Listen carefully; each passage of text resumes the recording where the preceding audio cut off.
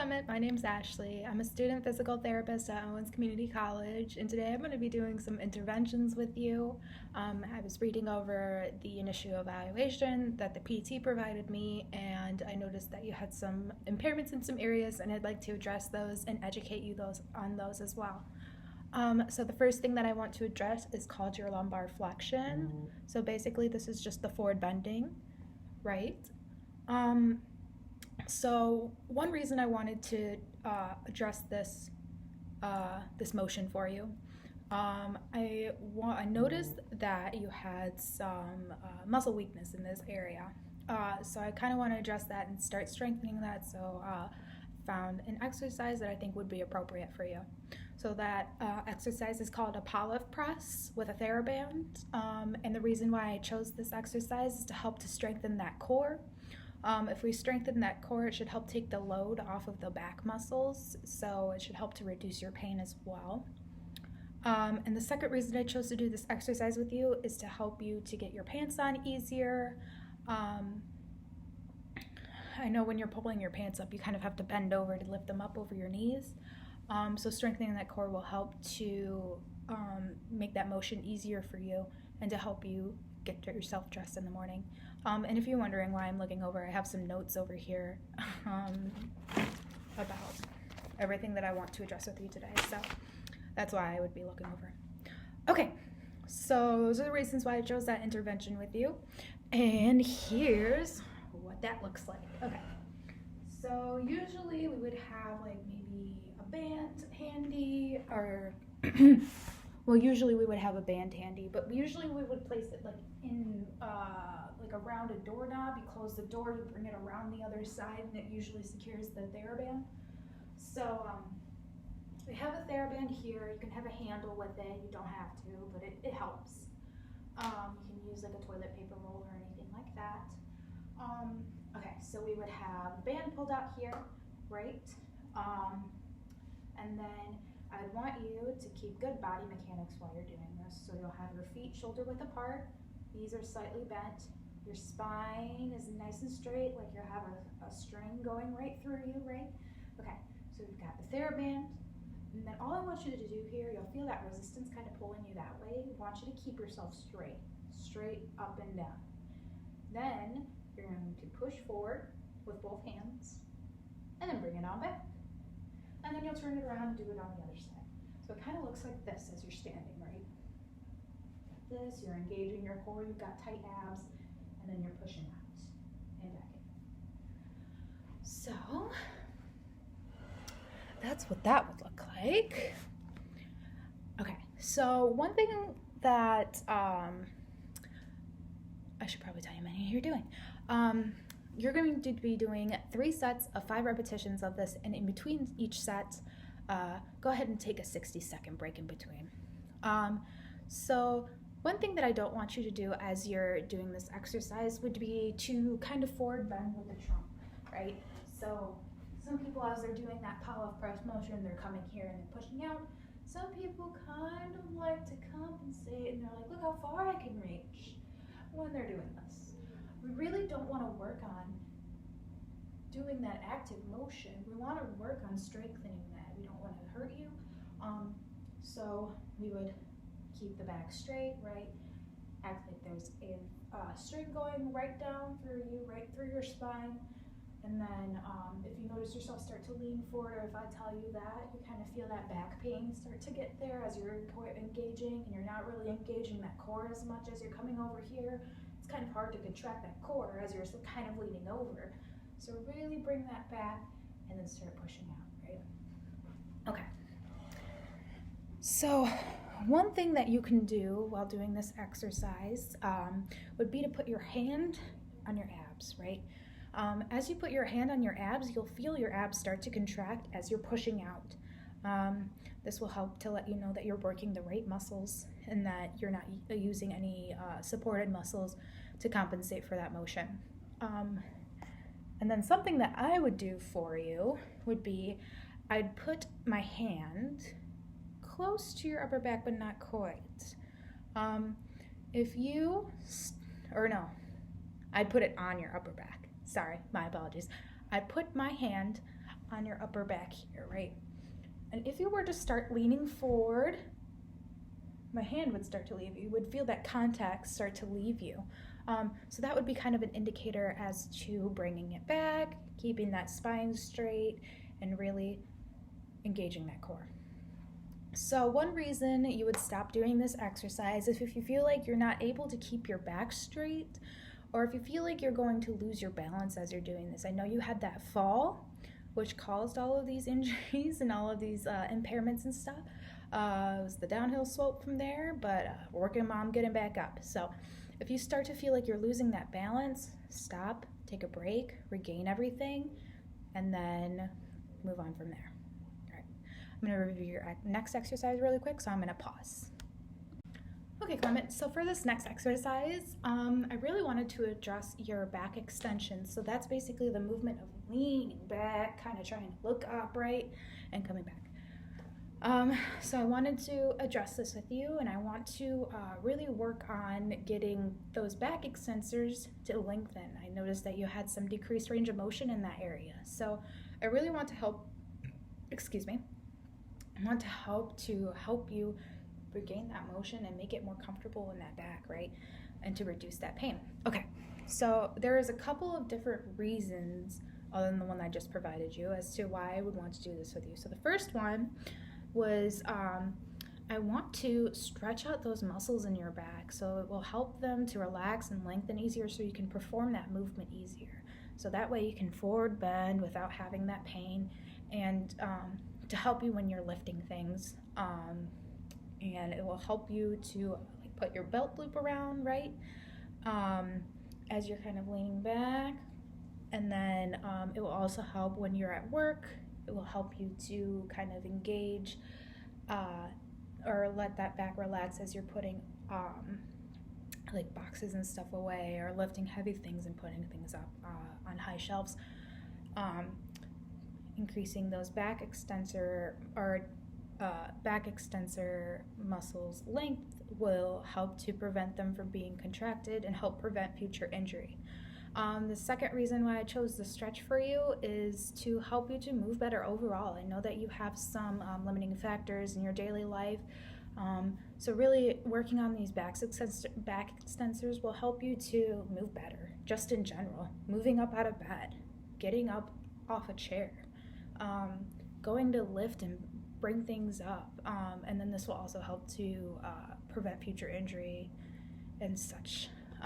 Okay, so the exercise that I want to perform with you is called seated lumbar flexion with a Swiss ball, and we're going to do this in 3 directions, okay? So if I'm here, and hopefully you can see me all the way, I want you to keep your feet flat on the floor here, okay? We have our 3 points of alignment that we say in physical therapy. So there's 3 things that I want you to really focus on keep maintaining as you're doing this. Keeping your feet flat, keeping your spine in one movement. I don't want you to curve at all. I don't want you to do this as you're doing this. I want you to really just keep it straight as you're bending and coming back, okay? Another thing too, you don't want to hike up the shoulders as you're doing that. That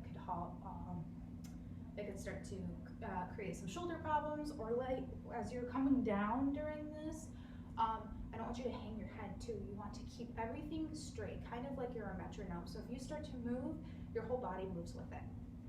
Okay, so imagine I have a ball here, like an exercise ball. It'd be an appropriate size for you. And you're sitting on the edge of your chair, your feet are flat, everything's straight, and you're ready to go. Okay, so I want you to start. You'll roll the ball out in front of you, and you'll feel a good stretch in that back, right? And then you'll roll it on back. Okay, so that's one direction. Now, if we're rolling in the other direction, we'll roll off to the side, and you'll really feel that in the back extensor muscles back here. You'll hold and roll on back. And the same thing with the other side. So left and right side, you're rolling and you're coming back. Okay.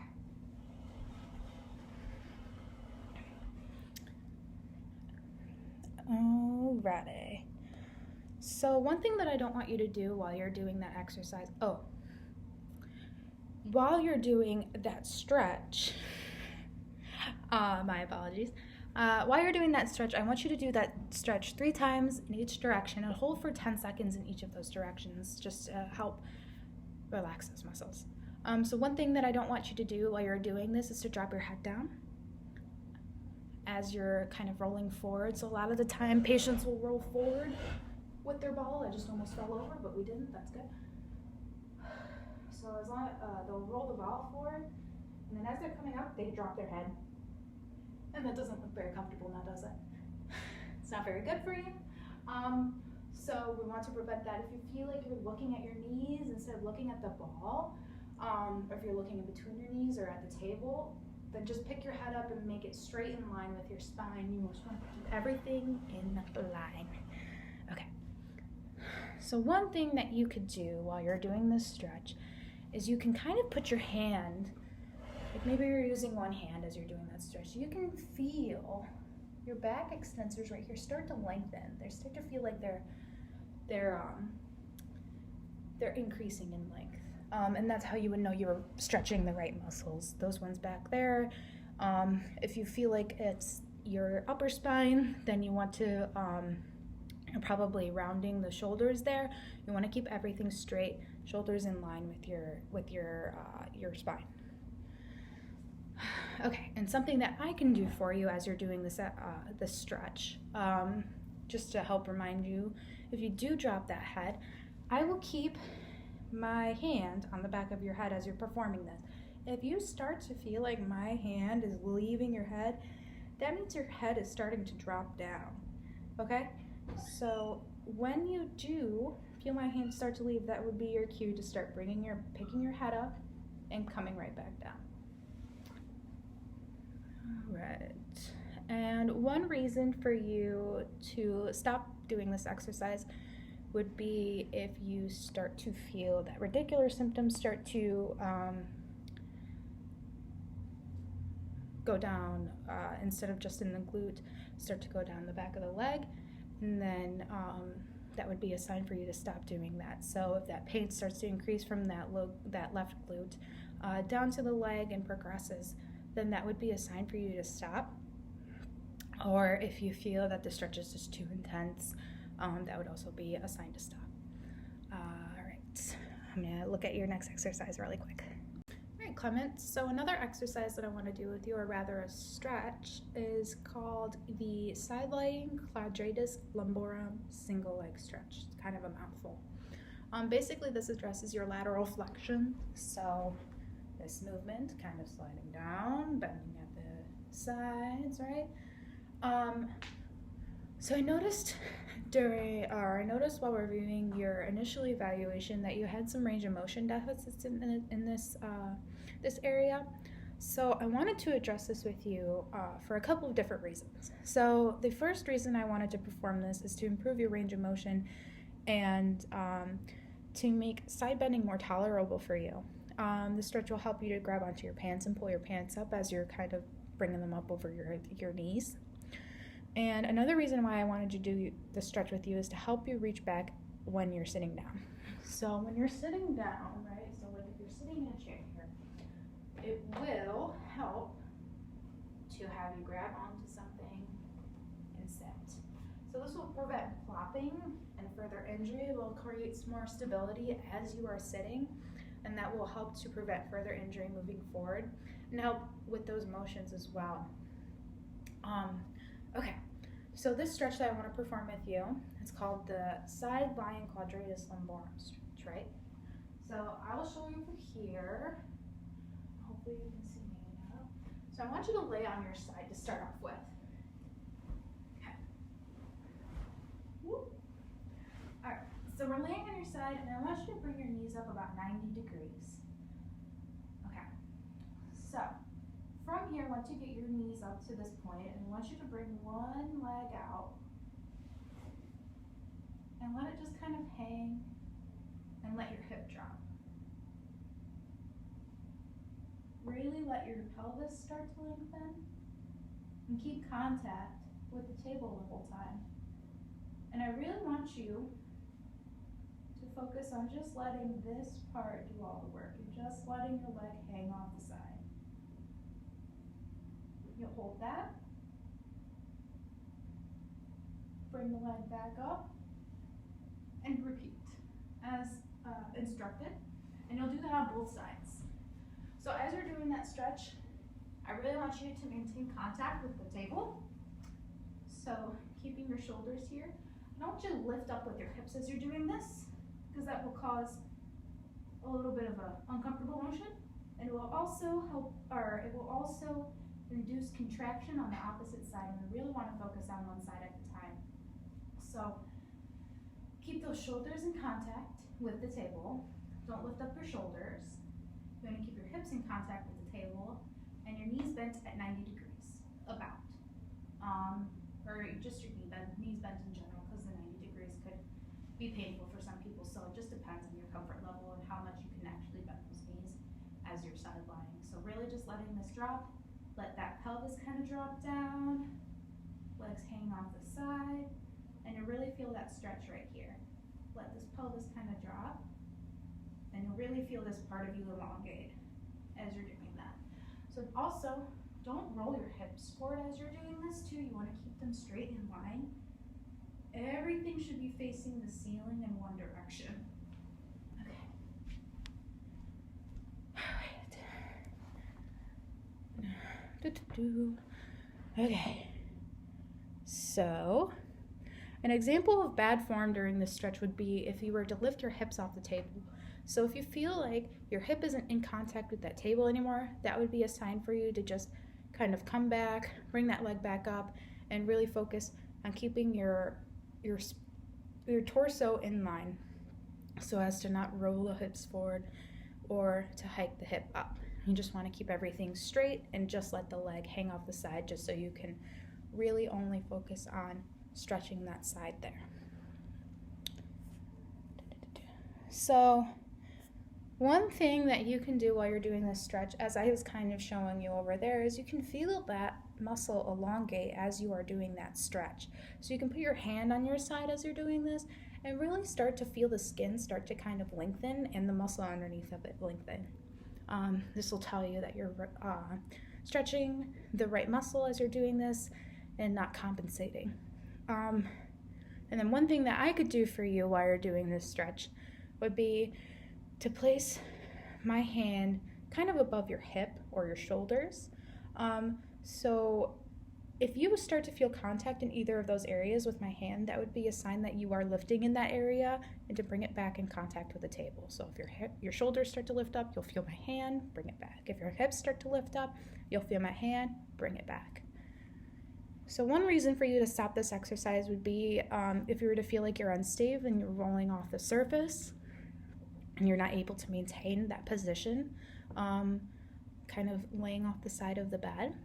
And if you felt any additional radicular symptoms, so additional pain going beyond that left glute. All right, I'll review your next exercise. All right, Clement, so the last exercise that I want to do with you is called supine trunk rotation with Swiss ball. So this addresses your rotation in the lumbar. So kind of a this motion, right? You're twisting. You've got these long muscles right here, and it helps you to reach over and grab things, especially up at the top of the shelf, right? So that's rotation. So a couple of reasons why I wanted to address this with you and actually strengthen this area would be to help you to get out of bed easier. That rotation can really help you if you need to grab onto something or if you need to push off, or if you need to grab onto something in case you feel like you're about to fall. And this will help to prevent further injury. So the second reason I want to do this exercise is because it works out a couple of different muscles. It helps to strengthen the core as well as the obliques, sorry, I lost my words, which do that rotation. So it helps work out basically that whole stomach area and back. Okay. Okay, so this exercise is called, let me remind myself really quick. Like I said, supine trunk rotation with a Swiss ball. So for this, I'll pan my camera down here. It might look a little strange. I don't have a Swiss ball, but you will lay on your back. making sure to keep your back flat. There's going to be an exercise ball underneath the lower legs, so you'll have your legs up like this, okay? So when you have your legs up like this, you're just going to gently rotate from one side to the other side. And come on back, okay? So that ball will help move those legs side to side. And I'm really engaging my core while I'm doing this. You can tell that it really does engage those core muscles, and I can definitely feel it kind of back here. So you should be looking for that as you're doing this. And 3 things to keep in mind as you're doing this would be to keep your shoulders back flat against the table, just like that other exercise that we were talking about. To keep your back flat against the table as well. So you just want to keep this whole torso in contact with the table and in line. You don't want anything rising up, you don't want to do this. You just want to keep everything flat and only work out from the legs almost, but you're really just engaging the core. But you feel like you're using your legs as you're moving back and forth, but you're really just using your core and those oblique muscles as you're doing this. So making sure to stay contact, the shoulders, the back, and then keeping those knees bent. I don't want you to bring those knees out in front of you because it makes it much harder, as you can kind of tell. So keeping them bent will help to decrease the strain as you're doing this exercise. Okay. So one thing that you could possibly do that I do not want to see as you're performing this exercise would be to straighten those legs like I showed you. Straightening those legs will greater stress those muscles, and we really want to gently start to strengthen those because of your medical history. So keeping that back flat and those knees at that kind of 90-degree angle will really help to work out the muscles that we are trying to target. So something that you can do as you're doing this exercise to make sure that you're engaging the right muscles is you can keep your hands kind of here as you're rotating back and forth, and you can feel contraction right about here in the sides of you, like right where your hips are, almost above where they are. And you can wrap your fingers around, and you can also feel your core start to contract, so you can feel that core working as well as you're doing this. So something that I can do while you're doing this exercise to let you know if you are compensating in an area would be to place my hand in the front of your chest. So I know that sometimes patients like to bring their head up as they're doing some sort of core exercise a lot of the time, and you really want to focus on just engaging that core. So if you do feel like you're lifting up, or more so if I feel like you're lifting up, so my hand will be in front of your shoulders while you're performing this. If you feel my hands start to make contact with that shoulder, whatever side that I decide to stand on, that'll be your cue that you are starting to lift up from your shoulders and starting to compensate for that lateral or that trunk rotation. So if you do feel that tap on your shoulder, that will be a cue for you to bring it back, make contact with that table, and just drop those shoulders and let them relax. So a reason for you to stop this exercise would be if you were to get a cramp while you're doing this exercise. I know you're working a lot of muscles, so it could be a possibility that you could overwork them without realizing it as you are engaging in multiple areas. And if, again, there's increased symptoms with that radiculopathy, so if it goes beyond that left glute, or if you find that the exercise quickly fatigues you, like you cannot actually do this motion with this ball, and in that turn we could start to make that exercise a little bit easier to fit your needs. All right, so that was my last exercise for you, Clement. If you have any questions, just let me know. And then I know I threw a lot of information at you today, so just tell me about the exercise that I told you and what they actually do. Perfect. All right. Well, this is a great session, and I hope to see you again soon. Sorry, I lost my words. If you feel like you need to get a hold of me, just give me my email, and then in the next exercise, or in the next video that I'm about to send you, that will be your home exercise program. So that will be exercises that I want you to perform at home. Other than that, we are all set here. So have a good day, and it was nice to meet you.